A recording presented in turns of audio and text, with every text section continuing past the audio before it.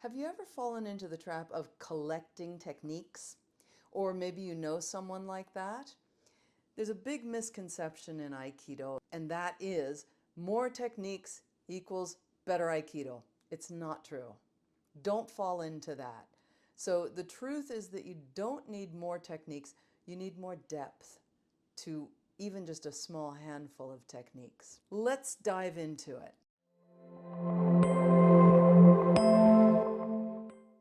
So I think we've all known some people who fall into this trap of just like collecting waza, collecting more and more techniques. It's like they treat it like baseball cards or Pokemon cards or items to check off of their to-do list or whatever list it is, right? These people, have you ever had an experience where their technique feels like kind of, there's a Japanese word, fushigi, wondrous, miraculous. Like, oh, how did that happen? Right? Probably not as much as some other people. So in my experience, training nearly 10 years in Japan, training weekly with Takeda Shihan, training sometimes with Yamaguchi Sensei, all of our senpai in Japan as well, these guys were just incredible. And oftentimes you grab a hold of them, they did nothing fast, nothing fancy, and yet you feel like, whoa, what happened? Somebody's pulling on the rug underneath me or something? Anyway, many techniques does not equal high skill. Wide knowledge as opposed to shallow understanding. That's what we're going for. Instead of just a shallow understanding of 200 techniques, we want to go deep on the key techniques. So if you just memorize these techniques, a whole lot of variety of techniques, it's sort of like, you know, the Fred Astaire School of Dance. I don't know if I'm dating myself here, but I think it was in the 50s maybe even, there was a school of dance where they actually had footprints on the floor. You put your right foot here, then you put your left foot there, then you turn 45 degrees, you do this, you do that. So people are memorizing what to do. And what we want in Aikido is, yes, you have to start that way, but then we want to go deeper into each of these key techniques to feel what's going on inside our center and inside our partner's center. So let me tell you a couple of stories. Some of you know I lived in Japan for almost 10 years, and my teacher is Takeda Yoshinobu Shihan. And there was a period of time we did so much Ikkyo in the 9 years that I was there. And then there was a period of time in those 9 years where every class we were doing, I mean, some classes, 90 minutes, some classes, I think we just did Ikkyo, right? And maybe we finished up with like Shihonage. I throw each other 20 times, Shihonage. And you know what? The classes were not boring. It was a variation and then back to the classic, and then a variation and back to the classic, and variation back to the classic. And this gives you a deeper understanding. So I loved that. Then for another bunch of months, Shomunuchi Iriminage, over and over and over. Just amazing. Then I remember we were doing Ryote Dori, entering, sitting down, and guiding the person over you, leaning back and to the side to guide uke this way. Anyway, we were doing that. And Sensei kept saying for weeks, get lower, get lower, get lower. Well, we're already onto our knees, had my toes still tucked under. Then he's saying, lower, Lia, yes, but lower, lower. So then I start doing this, but going down into Seiza with the toes out, right? And he's saying, still low. Hey, sorry to interrupt the video, but some of you have been asking how you can get a copy of my book, The Teacher. The book includes topics such as from horse riding to Budo, the Japan experience, back home, building intuition, attracting new students to Aikido, nonviolence in Aikido, leading by example, women in Aikido, arrogance, no to homogenization in Aikido, Aikido and distance teaching, body alignment, more. If you haven't yet purchased it and you'd like to, just head to lia-suzuki.com/book, or you can find that link in the description here on YouTube. The book is available in English and Italian.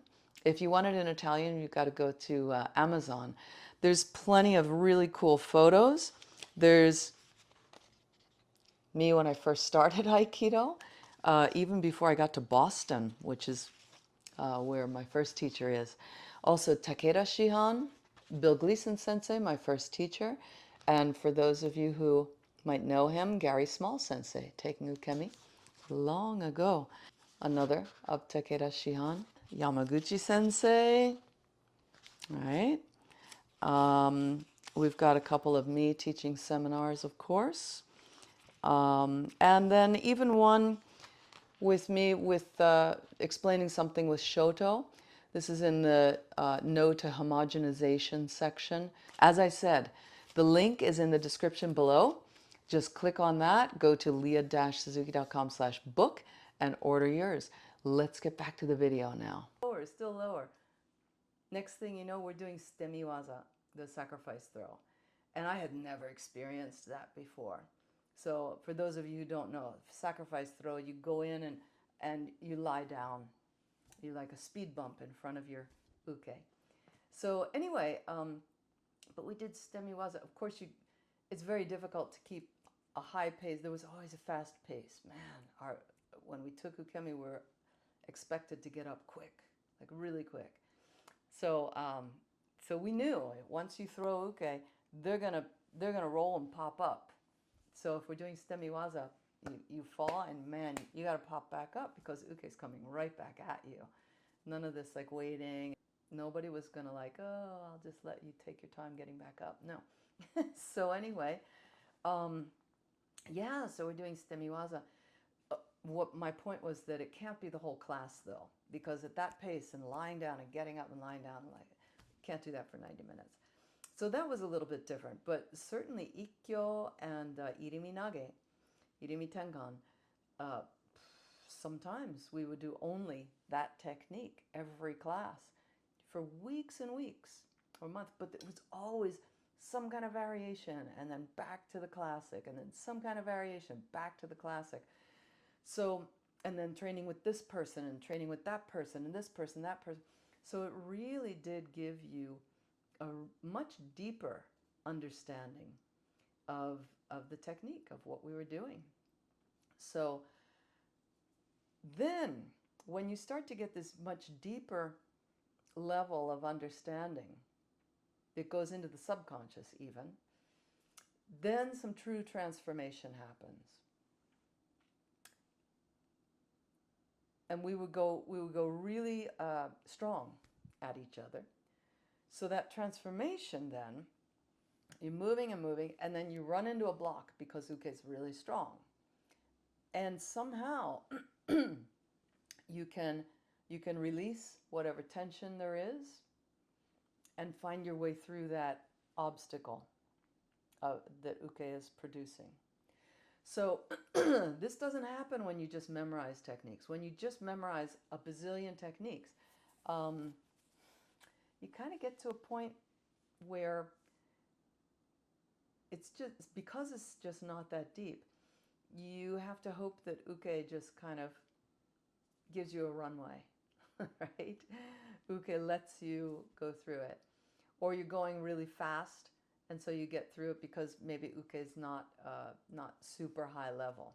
Even an intermediate uke, you know, if you go fast, you can hide a lot of your flaws with an intermediate uke.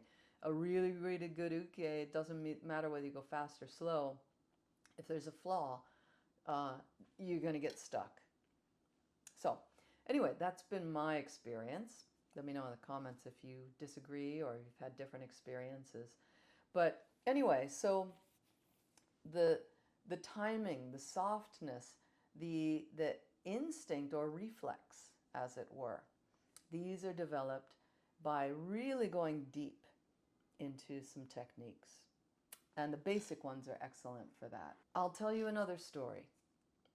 I was Sandan, 3rd degree black belt. I was Sandan, still living in Japan, when I heard that there was going to be a special class for Sandan and above only that Yamaguchi Sensei was going to be teaching. And I was like, oh, wow. And I had trained with him before. I had been thrown by him. But this just like was mind-blowing. Like, oh my gosh, so there's going to be people 7th Dan, 8th Dan in the class, and then he's going to be teaching. Oh my gosh, what is this going to be like?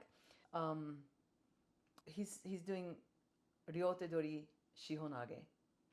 I think it was near the beginning of the class even. Anyway, if you've been watching my videos, you've probably noticed that I sometimes use shoto, or short sword. I find that it helps students drop their shoulders, stop pushing, and really feel the technique. Right now, I have a limited number of these Lia Suzuki signature shoto available. They're made in Japan from premium Japanese white oak. They're engraved with my signature, and they're really beautifully balanced. Because of the lumber shortage in Japan, I was only able to get a small batch of them. So once these are gone, that's it for the time being. So if you'd like one, click the link below to reserve yours. During the checkout process, you'll be prompted to let me know which seminar you'll attend, and then I'll bring it right to you. Now let's get back to the video. Ryote Dori Shihonage. Now, how many Yudansha would say that like, oh yeah, Ryote Dori Shihonage, that's like, whew, it's a confusing technique or overwhelming or something. We've been doing that since our 5th Q test. So he shows Ryote Dori Shihonage, everybody gets a partner, we start doing it. And I did notice, I don't know if I was replicating it well or not, but I did notice that there was something different about his Shihonage that day. It looked to me like he was inviting the person in this way, but then before executing it this way, he was coming back with a little bit of an upward cut, a kiriage, and yet drawing in at the same time. That's what I picked up. I don't know. I didn't get to ask him. But he turned us loose with that. And then after a couple minutes, hi, okay, or whatever he said. And we stop. He shows it again. And then same thing. He shows it for the 3rd time. For the 3rd time, he stopped us and said, he was so angry at this point.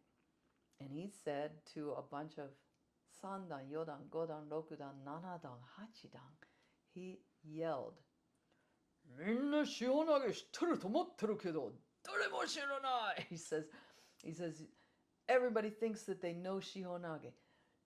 None of you know shihonage. So angry.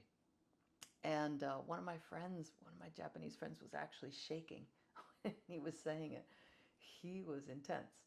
So anyway, I didn't look around then when he said to go ahead and try it again. I didn't look around to see if anybody had been doing it differently. I was like, I was in the deep end with all these high ranks. It was like, wow, it was exciting. So, but anyway, here's high-level teachers in their own right. And according to Yamaguchi Sensei, not doing it right. You're just going on autopilot. Just autopilot. Come on, you guys, come on. So, yeah, we can never look too deeply into these techniques and different variations. We can never watch too closely to what the teacher's doing. If you see something different, even if it's just that much difference from their usual, try it on, try it out. Let's keep going. We want to study principles. So that's what's going to take us over the line. If there's any chance of mastering Aikido, if there even is such a thing, what's going to take us over the line and send us in that direction is to master principles, not just study shapes and instructions. Again, like the Fred Astaire School of Aikido, right? Study the principles, and then you can apply those principles in any technique. All right, what matters most? Balance, timing, sensitivity, connection, very, very closely related, and looseness under pressure. So as soon as, ironically, as soon as we feel that pressure, that tension, that weight from our partner creating an obstacle, the only reason it becomes an obstacle is because we tighten up. If we can find a way to stay loose, then there's a path through it. There's a path through it. So this is what will take us to the next level. Then, another point, the third point here. Shallow is contagious. Know what I mean? If you only have a shallow understanding, oh, let me say also, if you're fifth Q, okay, your understanding of everything is going to be shallow right now because you're just learning everything. But if you have 10, 20 years in and you still have just a very shallow understanding of Ikkyo, for example, then this is going to carry over into your iriminage. It's going to carry over into your kokyūnage. It's going to be just a shallow understanding of everything. You're going to approach all the techniques in this very shallow way. So you're going to have a weak foundation, and then you're going to have a weak everything because the foundation is weak. So this is why it matters, so that we can improve our balance, our timing, our sensitivity, our connection. You go to another dojo and they do iriminage a totally different way than your teacher has been teaching you. Well, if you have an understanding of the principles, then you can just integrate with that dojo and do it that other way and still have some success with it. Right? So, the third main point that I want to make is how the nervous system learns. So if you repeat something and repeat something and repeat something, it takes fewer and fewer neurons to make that action happen. And by the way, I'm going to have a retired artificial intelligence professor on this video channel in a couple of months. And it's really interesting talking to him about how we learn and how the nervous system learns. So when we start a new movement, whether it's horse riding or dancing, this dance as opposed to that dance, the number of neurons required is this much. And then we repeat it and repeat it and repeat it and repeat it, and gradually we need fewer and fewer neurons to make that action happen until finally it's one neuron. All right, tune in a couple months. This is what I've gotten from talking with Kristaller Sensei. So the repetition then builds what ends up being like a reflex. You go to the doctor and they tap your knee and your foot flies up, right? So this is what we want to build in Aikido, like a reflex. And how clear is this when your knee does that? How effortless and how clear is that? So that's one of the things that repetition will give us, is the clear movement, the clean movement, the ability to stay soft with that movement. Then, if we can stay loose, keep the posture, and let these movements run on their own without saying, oh, now I'm supposed to move my right foot this way. Right? Like, before you know it, the right foot does move that way. When the body just starts taking over like this, then we've got more bandwidth to remind ourselves to stay soft, maybe remind ourselves to look this way instead of always looking down at our hands, down at our knees. How often do you catch yourself doing that? And then your posture suffers, right? And then we can stop muscling because it's a more loose movement. And you know from your own experience taking ukemi that when your partner is loose, it's harder to resist, right? And you'll be able more easily to feel uke's center. You'll be more sensitive because you'll have some extra bandwidth freed up now for noticing more stuff.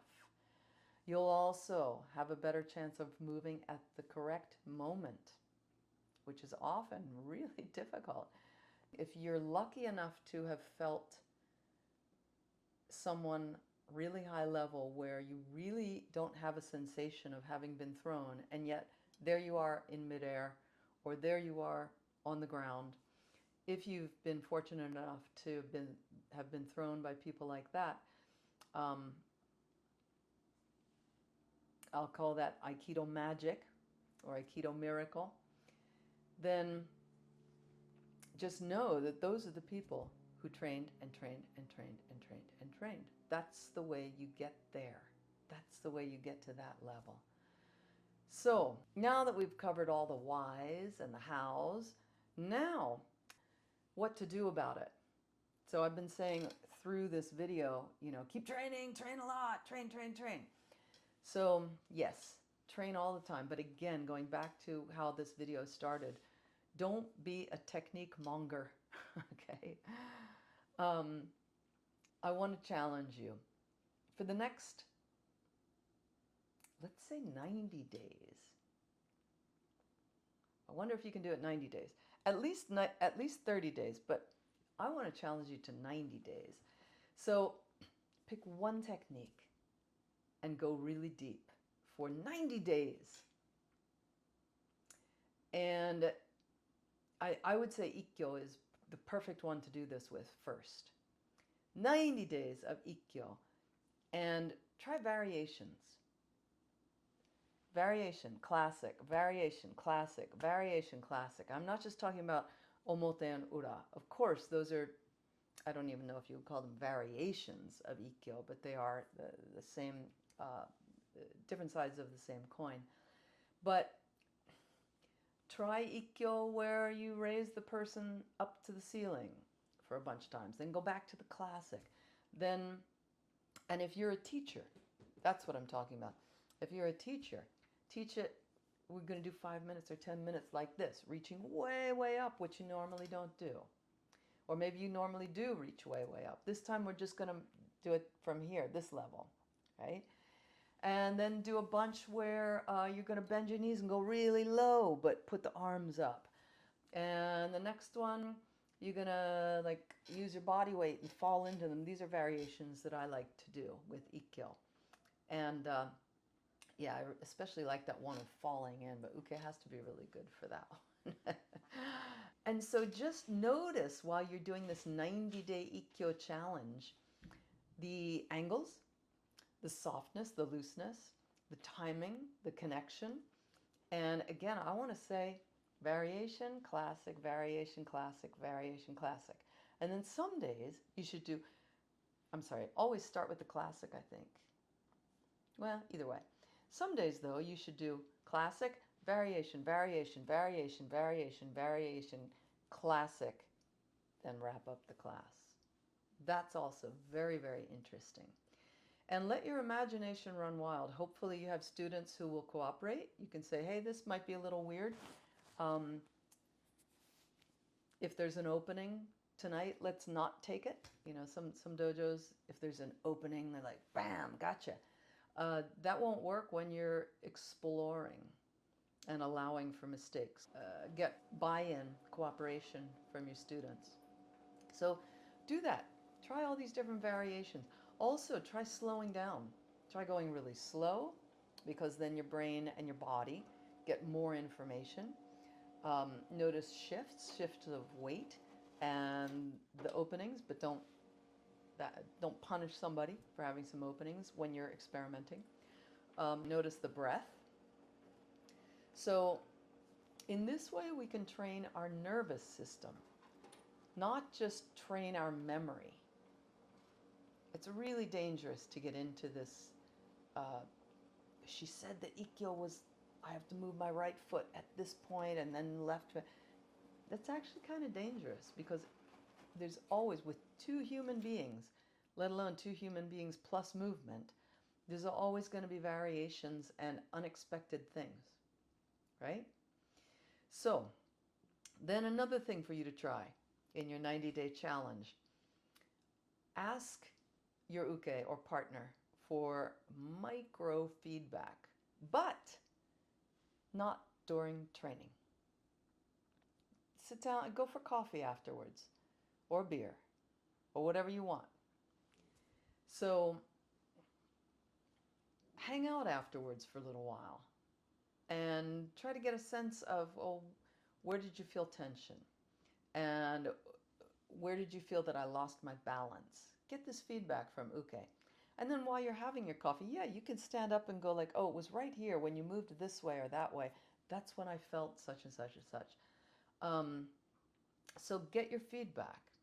And then if you train in this way for these 90 days, and then you do another 90-day challenge with Kokyu-nage, and you do another 90-day challenge with Irimi-nage, Shomanuchi Irimi-nage. If you keep doing that, this accelerates your progress. It accelerates intuition and looseness or softness, right? The connection improves faster than if you were to simply add more waza to your repertoire. It really does. So another point to make. You've heard it said probably that Ikkyo is the root of everything. This is the basic technique where all other techniques come from. So you've got the pinning and the entering and the angles, the softness, the centering, all right? So one could say that if you master Ikkyo, then everything else has a better chance of success. You have a better chance of mastering the other techniques as well. So really, really, the depth of your knowledge and skill reveals the entire system. In conclusion, if you're feeling stuck or you just want to refresh your training for that matter, stop chasing techniques. Stop simply adding more and more and more cool moves to your repertoire. Start mastering principles inside what you already know. If you've got one technique that you're really, really good at and have a very deep understanding of and really good reflexes with, that is going to serve you much better than having a bazillion different techniques that you're pretty good at, but when you slow down, you get stuck or something like that, right? So go for it. Depth will lead you to improved intuition. Depth will lead you to a more soft contact. When people grab a hold of you, they'll be like, whoa, where is she? How do I resist against this? Depth will lead you to having real Aikido. Thank you so much for tuning in, and I'm looking forward to seeing you soon at one of my seminars or somewhere. Leave a comment in the comments section. Let me know if you do the 90-day challenge, or even if you cut it short to 30 days. Let me know how it goes and which technique you chose for it. Thanks so much. Looking forward to seeing you again soon. Bye-bye.